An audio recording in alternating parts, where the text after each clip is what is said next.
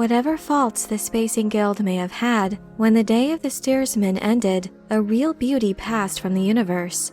The experience of the steersman, breathing and drinking melange, rocking to the beat of space and time, swaying with the music of the spheres, led in their dance by the pulse of life around them, alive to every note in the pavane, both composed and played by their quartet, is beyond the power of words to describe or the imagination to conceive.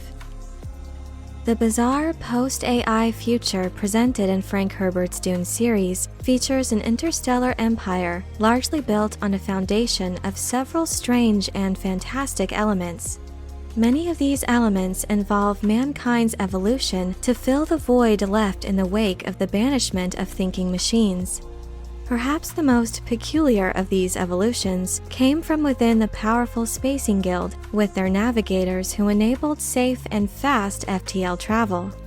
However, the long process required to become a Guild Navigator would see a human's mutation and total transformation into a being which was confined to a chamber filled with spice gas, and thereafter would be entirely reliant on others for their survival.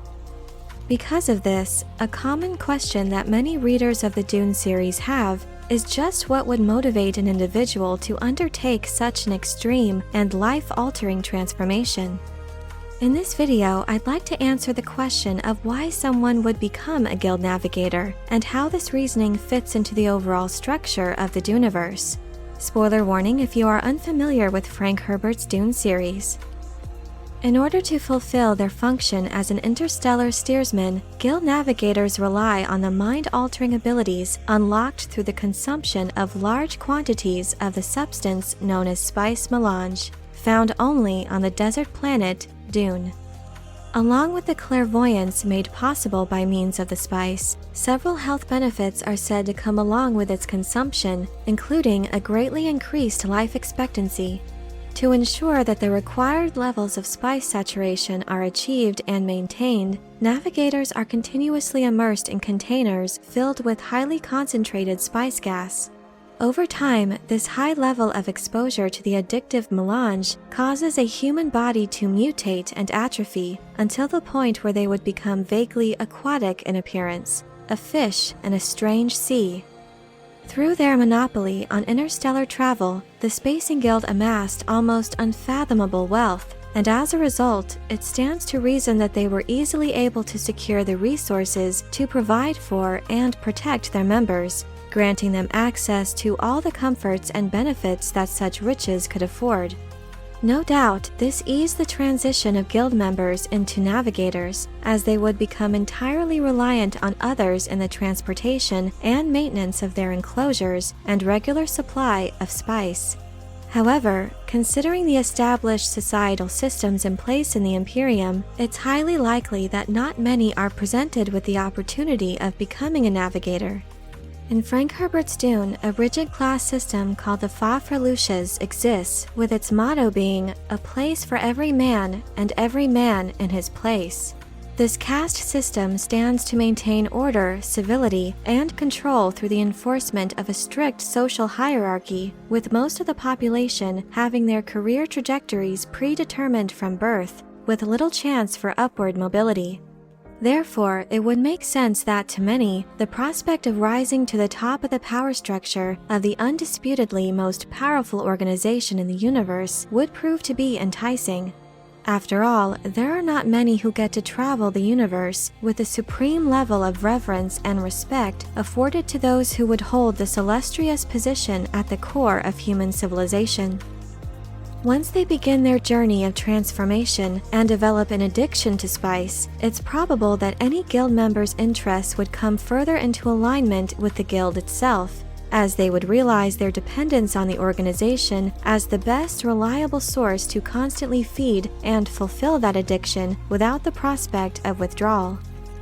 While the confines and limitations of a guild navigator are significant, these restraints are purely physical in nature.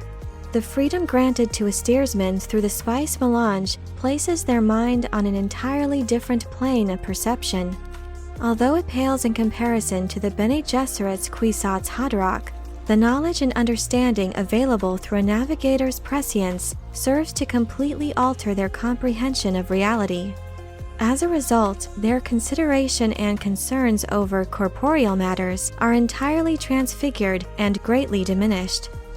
While an individual's initial motives may in fact be driven by curiosity and the prospect of attaining such a venerated and even deified position, the enlightenment experienced through prescience no doubt serves as a powerful addiction in of itself.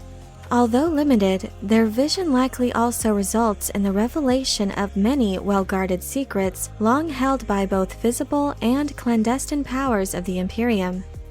In performing their function as steersmen, these beings must look forward in time to see many futures, relying on their mathematical training to select a thread of time resulting in the safe transport of the Guild's Highliner vessel.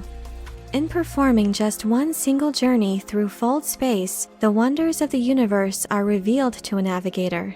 The ability to discover these wonders through their unique view of space and time doubtlessly grants a sense of fulfillment and unquestionably serves to maintain their continued devotion to the Spacing Guild. As individuals become acquainted with the power structure of the Imperium, they are quickly made aware of mankind's reliance on the Spacing Guild. This reliance serves to guarantee the Guild's survival, as their services are viewed by many as being too critical to be allowed to fail. While the various houses of the Landsraad may rise and fall, while the Emperor may be overthrown and replaced, space travel must continue, and thus the Spacing Guild must survive.